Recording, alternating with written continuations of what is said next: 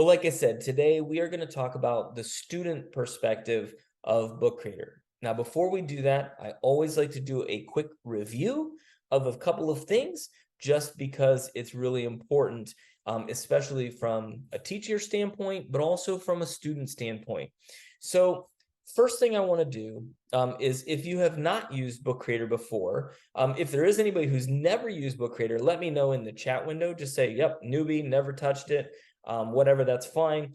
But if you have used Book Creator before, once you get in there, you want to go to the three black lines at the top left. All right, now I see quite a few names popping up there as newbies. And I can't remember if you all use Clever or ClassLink. My brain is mush after today. Anybody know if it's Clever, ClassLink, or are you just using Google to sign in? I can't, Clever. Thank you, Michael. All right, so with Clever, if you've never used Book Creator before, you're just going to go into Clever. You're going to see the Book Creator logo. You're going to click on it, and it's going to automatically sign you up for an account, and it's going to ask you a few questions. What do you teach? What grade level? That kind of stuff. All right. So you want to make sure you just kind of answer all those questions, and eventually you're going to create what you see in front of you here, which is a library. All right. So you're going to create that library, and then you'll get in there and you'll start doing some things. All right. And we're going to talk a little bit about that because getting started wasn't the full idea of this session today. So we're not going to be able to go through everything, but I'm definitely going to give you some ideas and resources. Okay. Okay, locked out of Clever right now. Should be Wednesday. Okay, yeah. And again, if you weren't in the first session, you've never used Book Creator before, don't worry. I'm going to give you lots of ideas and during the session, so you should be okay. All right. All right. So once you've created that account, and you do have this screen where the library is in front of you, at the top left there are these three black lines. And the three black lines will take you to your teacher dashboard. All right. So as a reminder, with the full version that all of you have access to, you will each get 1,000 books and you will each get unlimited libraries. All right. So that's a lot of books, a lot of libraries. What does that mean? A lot of libraries. Well, it means you could make a library for every class. It means you can make a library for small groups. It means you could make a library for specific projects. You could, if you really wanted to, make a library for every student. And then you could use Book Creator like a digital portfolio, all right? Or a way to document IEP goals or whatever you want, all right? So there's a lot that you can do with those unlimited libraries. Now, across the top, there are some buttons, all right? There's the Discover button. So for those of you that have never seen Book Creator before, if you click on the Discover button, you're going to see tons of example books written by students, written by teachers, written by ambassadors, written by us as a company. There are so many amazing resources in here, including some awesome student templates that you can copy and then your students can copy, and then books by grade level. So regardless of grade level, you can use Book Creator with your students. And so I've got tons of books here that you can see. We've got books by our ambassadors, and then we have books by subject. And so I love books by subject because it really helps you understand that Book Creator is not just for English language arts, all right? There's so many other ways that you can use Book Creator. I've got people using Book Creator for report cards. I've got people using Book Creator for digital portfolios. I've got them using Book Creator in math class because they created their own textbooks. You name it, you can do this in Book Creator. Okay, now there were quite a few of you who have not seen Book Creator before, and so one of the most important buttons in the teacher dashboard for you is going to be this button that says certification. All right, now when you click on the certification, the first thing you're going to do is scroll past my really bad haircut. All right, and then over there on the left-hand side, you're going to see 18 videos that will walk you through everything that Book Creator has to offer. Step by step, short videos with lots of great content. So I would encourage you to take a look at these videos. All right. They're relatively short. Like I said, I think the whole thing, the whole set of videos maybe takes like 60 to 90 minutes, I think, to take it. And once you watch the videos and pass the quiz, you become a Book Creator certified author. You get this cool badge, you get a certificate of completion, but more importantly, get that deep understanding of how to use Book Creator. All right, now I'm a big fan of challenges. All right, and I have a challenge for everybody here today. I have a school school district that I shall not mention. All right, but Kansas City Public Schools had 300 teachers do this certification in the first month that it went live, almost 2 years ago. All right, a little over 2 years ago, actually, at this point. And for whatever reason, they're still at the top of the leaderboard. And to be honest, I'm actually kind of sick of seeing them there, because they're not my school district. All right, you're one of my school districts, and I want one of my districts to be at the top of that leaderboard. So if you do the certification, tell your friends, tell your colleagues, tell everybody you know in the district to do the certification. And if you beat Kansas City, I will drive a trophy down to your district and we will stick it in the trophy case. All right, wherever that's at. All right, and I see some people smiling. I'm not joking. Like I'm that desperate to get Kansas City off the leaderboard. All right, now I was doing a session in town here not too long ago, and one of the ladies says, she goes, "John, we don't work for trophies." And I was like, "Oh," and she goes, "We work for food." And I was like, all right, gotcha. I was like, maybe we'll have a big pizza party. All right, we'll bring a bunch of pizzas in, we'll have a big pizza party. She goes, no. She's like, not pizza, Panera. And I was like, Panera? I was like, it's like $10 for a mac and cheese that's the size of like a thimble. So I was like, I don't know if I can afford all that, but definitely we can probably do a pizza party. So let's see what happens. All right, tell your friends, get it done. Now, another thing that I wanted to share right here in the teacher dashboard that is very important from a student perspective is this button right here that says apps.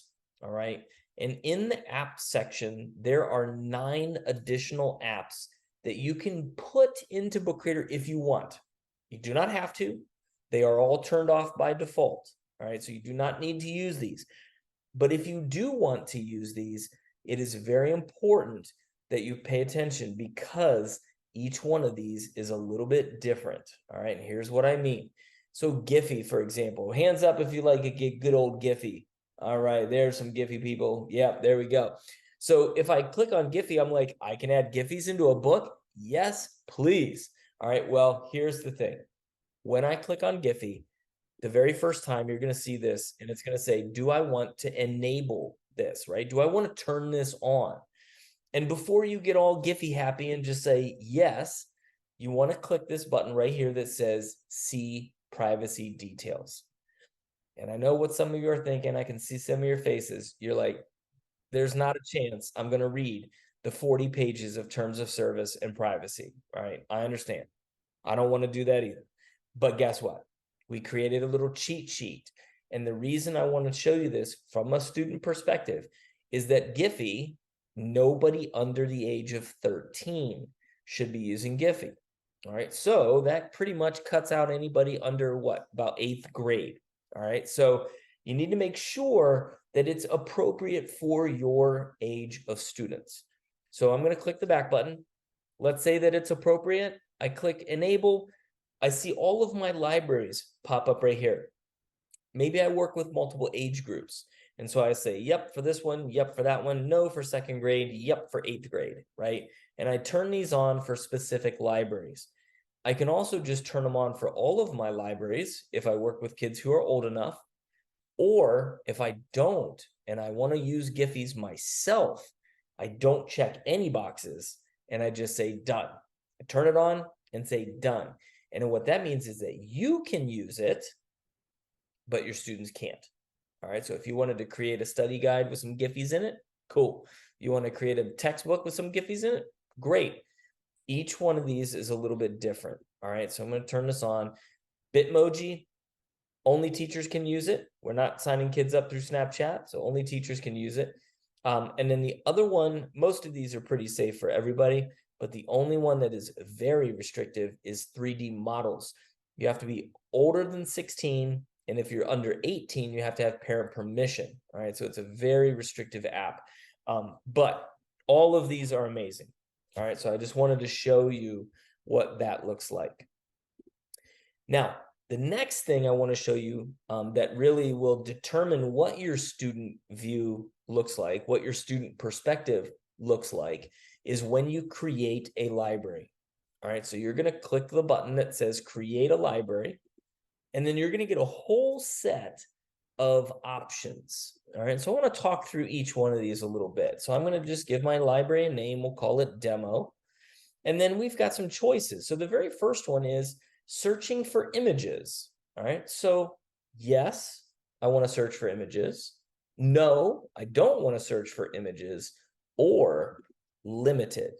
All right, and if you choose limited, then the only thing that's going to pop up for students when they go into our search bar, right? And I'll show you what that looks like here. When I go into my library, oops, that's the wrong library. When I go into my library and open up a book, I click the plus button. I go to images. If I turn it to limited, the only thing that's going to pop up here are the Pixabay images. If I leave it for a bunch of other stuff, then guess what? There's a button right here that says load more, and then they have Google images that get thrown in there as well.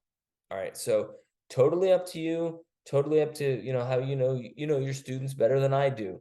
But that is one of the things that could potentially happen, right? As the kids could go to Google, they might find some other things. All right. Super secret trick here or tip though. Kids are smart. They have superpowers. So if you change that so that it's only Pixabay, they'll probably just open up a new tab and go to Google anyway, right? And still find the images, but at least you can kind of cover yourself anyway that way. So you can mess around with what you want those images to look like. All right, next one that directly affects students. Students can edit their own books. Now, I remember the first time I saw this, I said to myself, yeah, like, why would I want to turn that off?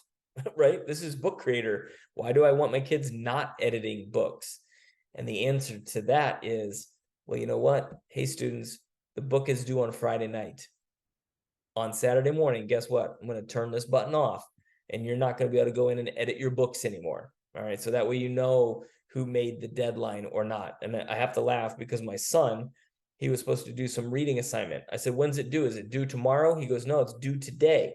And I was like, well, you better get it done. Right. And he goes, I forgot the book at school. And I was like, okay. And I said, well, you're probably going to get in trouble for this, because you don't have it. And he's like, that's all right. I can do it tomorrow. And I was like, it's due today. Right. So if you have kids who think they're slick, like my son, you can turn off this button that says edit access, right? And then they won't be able to edit their books at a certain time. All right. The next button down, this one is very important. Read each other's books. All right. So this is kind of 50-50. Some teachers are like, yeah, I need little Johnny to see everybody else's books because maybe that'll pressure Johnny into making something a little bit better, all right, than anybody else. Then there's other people who are like, I got little Johnny in the class and he's just going to plagiarize everything that the other kids write. So I don't want them to see each other's books. Another instance where this might be important, maybe you're doing like an SEL journal, right? Daily check-ins. You probably don't want the kids to see each other's personal feelings and thoughts in an SEL journal. So if you turn this off, then the only books that the kids will see in the library are your books and their own books, but they won't see any of the other student books. Now I'm going to leave it on for a specific reason, and I'll explain that here in a minute. Now, this button, collaboration and publishing your books online, are two buttons that I always turn off. All right, and I'm going to explain why. If I turn collaboration on and publishing on, then the students can turn on collaboration and publish their books without me knowing. All right, and I don't want that. I want to be in charge of collaboration, and I want to be in charge of publishing. So I turn those off every single time. All right. Now, I also know that within the district, I think there's still some discussions, and if Kathleen's here and able to speak on this, I know that as a district, there are some discussions about the whole publishing possibility and whether it's okay or not. So bottom line is, just to keep yourself safe for right now, I would turn both of those off no matter what. All right. And that way your kids aren't just willy-nilly publishing books and turning on collaboration and having other kids help them with their assignments. So turn both of those off. Hey, Okay. John, I think right now it's disabled for us for our kids to publish for right now. Okay, perfect. So I remember that we had talked about doing that from a company standpoint, just in the back end, disabling publishing completely. So you may not have to worry about these buttons. It's already probably disabled. Good practice. Turn them off. Right, turn them off anyway. All right. Adding comments and spell check, pretty self-explanatory. The ability to add comments is basically the ability for students to comment on books within a library. And if you now it's their own books, it's not other kids' books unless you turn on collaboration. But if you are have that ability turned on, then they can reply back to your comments that you leave inside their books. All right. So yeah, no problem. No problem, Christina. Glad you made it safe. All right. So once you do that, you click the X, your library is ready to go. All right. And you're off and running, and so are your kids. Now, first thing that you have to do, right, in order, before we get to that student perspective, the first thing you're going to want to do is you're going to want to invite students to join your library. All right. And so the way you're going to do that is right here at the top of your library, there's a little button that says invite code. You're going to click on that button and a code pops up. You're going to put that code in the board. You're going to put it in Google Classroom. You're going to send it out through an email. However you want to get that code to your kids, you give them that code. They can put that code in, and now they're in your library, and that's how they can make books. Every once in a while, there is an opportunity, though, for you to decide that you want to shut that code down. All right. I'm going to say this. I don't want this to make anybody panic, because I think it's actually kind of a cool problem to have, because you don't normally see this in school. But sometimes what happens is I'll get all my kids in there and they'll start using Book Creator and they'll start making these amazing books. And they get so excited about it that they can't stop talking about it, right? They tell their friends, they tell other teachers, they're like, oh my gosh, Book Creator is amazing. And so if you're like my daughter, she's telling her friends how cool Book Creator is, and she's showing them how to make books because she's using it during free time. Well, then the kids are like, well, how do I get in there? My teacher doesn't use Book Creator. How do I get in? And sometimes kids will be like, oh, well, here's the code to the library that the teacher gave me. Come join. And so pretty soon, I'm the one teacher. I've got 25 kids, and all of a sudden I got 32 kids in there making books. And I'm like, who are these kids? Right? A good problem to have, right? Like I said, how many times do you see that, right? Where kids are so excited about something that they're just inviting other kids to come join in the learning, right? Like that's really pretty cool. But it's also a little scary, right? Because you're like, I don't know who these kids are. So let me show you something.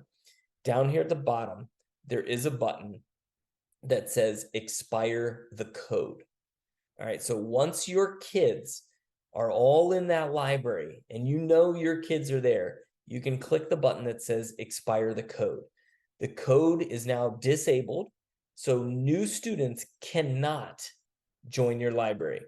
All of the old students still can, but the new students can't. All right. And so the only way it happens again is if you click that invite code one more time. All right. So Patricia, real quick, here in your library, at the top, it says invite code. I click that button again, and now a new code pops up. All right. Yeah, there you go, Michael. What if you expire the code? Then what? You just make a new one. All right. So if you accidentally shut it down too fast and a couple of your kids didn't get in, you make a new code, you give the new kids the new code, and they're in. All right. So not a big deal. Now, if some kids manage to make it in there, all right, and I didn't really want them in there, when the students join your library, right here at the top, there's a little drop down, and you can see all of the students that have joined your library here under the authors button. All right. And if there are kids in here who I don't want to be in here, I click the three dots and say remove the user. All right. And that kicks them out of that library. All right. So if you do ever, like I said, if you ever get that, sounds a little frightening up front, but you can always get rid of the people that you don't want in your library, and you can always change the code. All right. So very important stuff there. Now, real quick, just as a reminder, I know we've got a couple people that popped in here a little bit later.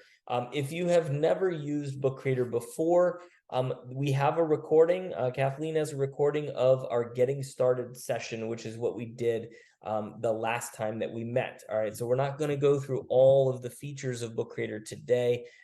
So two things: watch the other video and you'll be able to get that full understanding, or in the teacher dashboard here, you click certification. You can take our own in-house course on Book Creator and get that deep understanding of all of the features. All right, so I would definitely recommend either or both. It will help you out. All right, now let's talk about what we were here to see today, and that is the actual student perspective. All right, what does Book Creator look like for the kids? And so the short answer is not much different than what it looks like for all of you. All right, so this is actually a student page. And so a couple things that I want to point out here. Generally speaking, the workflow is still the same. All right, if a student wants to create a new book, they click new book. All right, if they're in the library and they see books in there already that aren't theirs, they can't edit them, right? They can only see it. See how it has a play button instead of a pencil? That means I can't edit this book. I can just look at it. I can flip through the pages, but I cannot change anything. All right, so that's something important to note. The other thing to note is up here at the top, there's a little avatar. So if a student clicks on that, you can see that the student has their student name, and it gives them the option to edit their account. So if the student wants to go in here and change the user interface, they can do that. If the student wants to put their school name in, they can do that. All right, so you can kind of mess around with that a little bit, not a whole lot, but they can go in there and do some things. If they click the setting icon, it just shows the library settings and who is the owner of it. And if the kids want, they can click leave the library. So maybe they accidentally put the code in wrong, or they put it in for the wrong teacher, they can leave the library.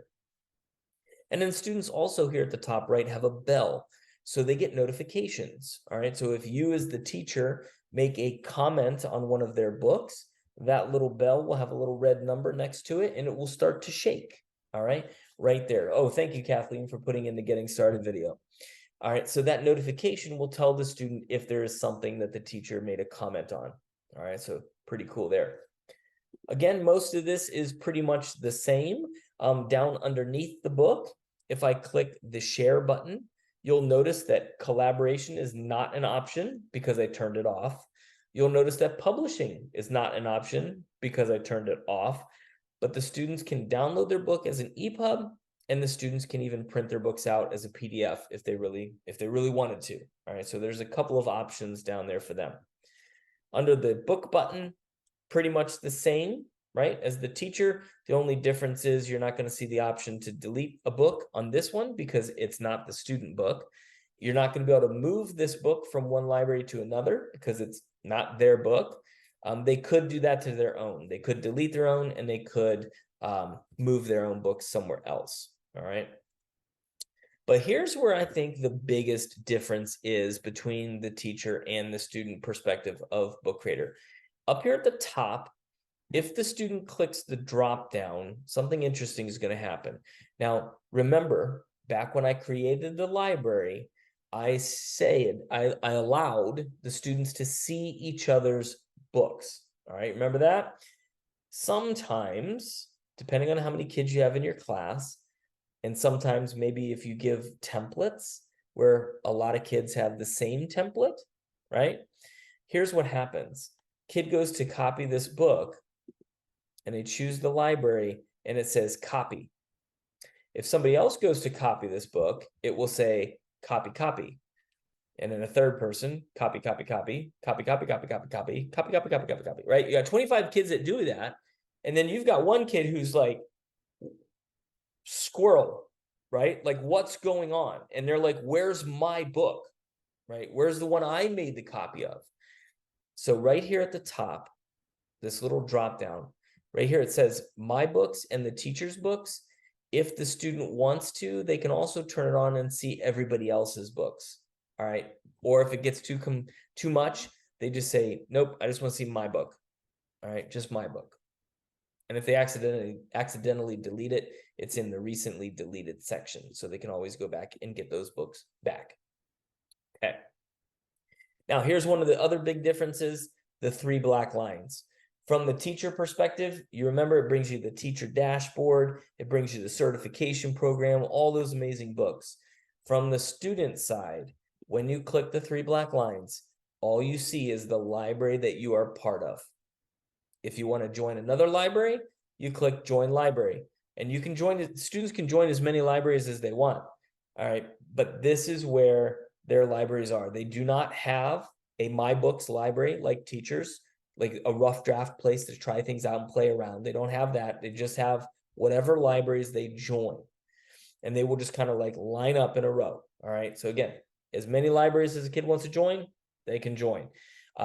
They can leave libraries if they want to leave libraries, and they do not have their own My Books library. Now, I will say one of the most common mistakes, all right, that happens with this type of setup is that a kid joins multiple libraries. All right, and the last class of the day was social studies. All right, and a kid joins the social studies library, starts making books. And then the next morning, the English teacher wants to do something in Book Creator. So she says to the students, log into Book Creator. And the kids are like, okay, yes, let's go. And they get into Book Creator and they start making a book. And the teacher says to the student, hey, where's your work? I don't see your work. And the kid says, I made a book. But the teacher's not seeing it. And the reason is that Book Creator remembers the last library that you were in. So when you log in the next day, if you stopped using Book Creator in social studies class, when you log in tomorrow, it logs you into social studies. And a lot of times what happens is kids will make their math book in the social studies library because they forgot that they were in the social studies library. If that happens, all right, again, tell your kids, sky is not falling. It's not the end of the world. All right, here's what happens. So I made this alphabet book. I put it in the wrong library. It was supposed to go in social studies. So I click the book button and I say move to library. I click move. I don't have any other libraries in this case, but I click move and I choose the library that it should go in. And then I move it and it's fine. All right, so nothing to worry about there. Okay. Now, I want to show you a couple of fun things. All right, and then I'm going to take some questions. I told you there wasn't a lot to this type of session. All right, so 2 things I want you to think about as you're sitting there going, ooh, we're going to get out early. Don't just leave when we're done. All right, if you have questions, let me know. But also take the opportunity to do some of that certification. Watch the video. If you're not sure what to do with Book Creator, don't just run out of here and be like, cool, I got out of here early. Use some of that time. All right, make sure you use it. Michael, I think that's a great way to start every lesson, right? Just be like, hey, everybody, make sure you're in the math class library. All right, make sure you're not in social studies. Make sure you're not in phys ed. Make sure you're in the right library. I think that's a good one. Yeah. I'm going to show you some like hot tips and tricks. All right, this is some of my favorite stuff here. So I'm going to bring back my other tab if I can find it. There we go. Bring back my other browser. Sometimes, most times, for me at least, when my kids click new book, I just let them go and make stuff. All right, let them have some fun with it. But every once in a while, I might have a pile of templates that I want my kids to use. All right, so I'll use this book as an example. All right, so I've created a bunch of writing templates for the year. I've created a bunch of graphic organizers that I want them to use for the year, whatever the case may be, science lab books, things like that. I've created these interactive notebooks of sorts for my students to use in class. And some of them are quite lengthy, right? Like this one here, which is like 47 pages. Generally speaking, most teachers will just let their kids copy the template and then they can start answering questions. But maybe it's because I'm a special ed teacher. But when I told my students, here's the packet of paper, or here's the template I want you to use. But today I only want you to do pages 2, 3, and 4. And I'd look at the kids and be like, what pages? And they'd be like 2, 3, and 4. And I'm like, all right, you guys ready? They say, yeah. I say, go. Hand goes up. And I'm like, yes, can I help you? And he's like, what do I do on page 10? And I'm like, no. I was like, no, time out. Page 2, 3, and 4. That's it. Everybody got it? 2, 3, 4? They're like, yeah. I was like, okay, cool. Hand goes up. What do I do on page 30? And I'm like, oh my gosh, right? Raise your hand if that has happened to you. I see some people smiling, so you know exactly what I'm talking about, right? You know exactly what kids they are. So those kids, as much as I love them, they drove me nuts, right? Because I was like, what how are we not listening to this? All right. So guess what? Here's my favorite hack. There's only one catch as well. All right. So my template book is landscape. All right. So it's wide. It's got lots of real estate where kids can make stuff. So my only requirement is that the kids have to use landscape. That's it. That's the requirement. All right. For this particular lesson. Other lessons, it might be portrait. So here's what I say to them. Hey, I've got this really cool book right here, right? We're going to call it template. All right. And you're going to make a copy of the template eventually, right? That's one option. Or my favorite. Hey, everybody, go to that button right at the top. Oh, what? I'm not sure what just happened there. Go to that button at the top that says new book. And they say, okay, cool. They go to new book. And I say, pick landscape. They pick landscape. And I say, now you've got 20 minutes. I want you to design your cover. All right. Now I'm old enough to remember Trapper Keepers and what the covers of Trapper Keepers look like. These kids don't. So I might reference it and show them on Google what a Trapper Keeper was. But I might say, hey, you know what? Design the cover of your Trapper Keeper. All right. Your notebook. Make it fun. Have a good time with this. Give them 20 minutes. Let them play. And then while they're working, I go to my book. I click on the book and I go to pages view. And I see all those beautiful templates that I really want them to work on. And I say to myself, you know what, though? I'm smarter than I was last year. I'm not going to give them all 40 pages at the same time. So I click select and I click page 2, 3, and 4. And that's it. And then I say copy to. I go to my library.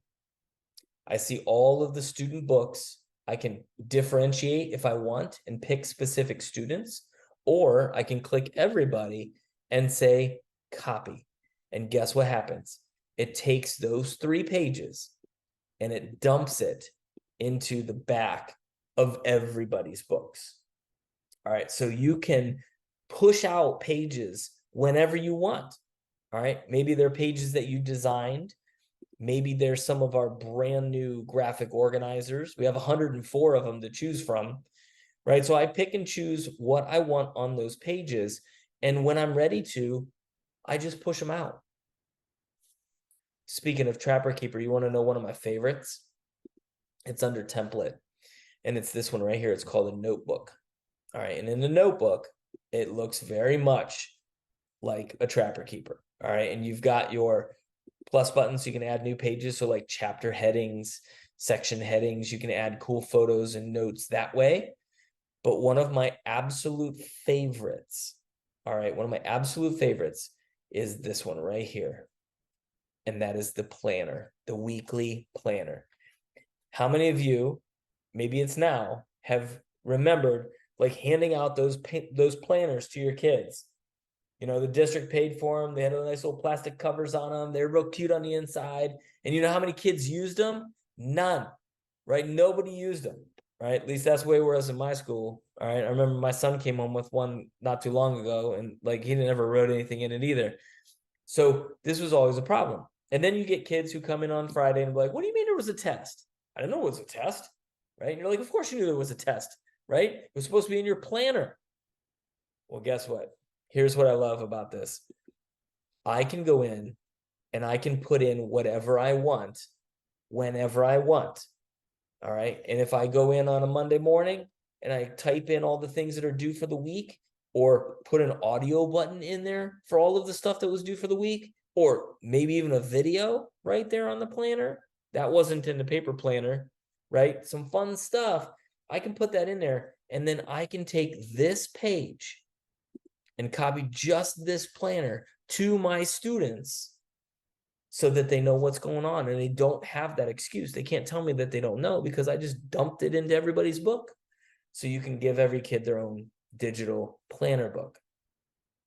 All right. Yeah. Planners were an expectation in every class. Yeah.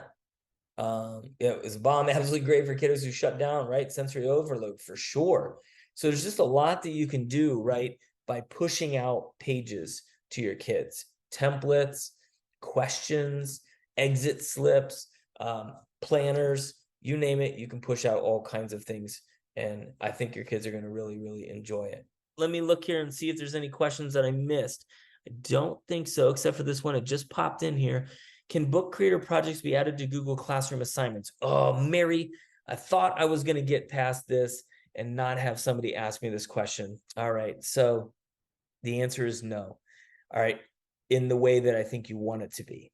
All right, so here's my favorite hack though for this one. Right now we do not have a Google Classroom integration. All right, we are working on it. I hope that by the end of the school year, we'll have something in place for Google Classroom. But here's my favorite hack, okay, for the Google Classroom question. Go to Google Classroom, make your assignment just like you normally would. And in the assignment, you say, your assignment is to make a book about blah, blah, blah, blah, blah. Here's the requirements. Here's the code. Join this library and start making your book. When you're done, go back to Google Classroom and mark it finished. And then they go back and mark it finished. And that indicates to you that you need to go into your teacher library and see what they did. So that's kind of the hack for now. It's kind of the workaround until we get something official. All right.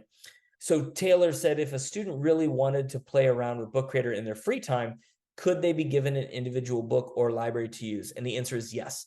All right. You have unlimited libraries. All right. So if you have a kid who says, hey, you know what? I am so excited about Book Creator, but I don't have anywhere to put a book. Give them a library, right? Make them a library. Like, don't squash that love, right? They want to make books and they want to write. Have at it.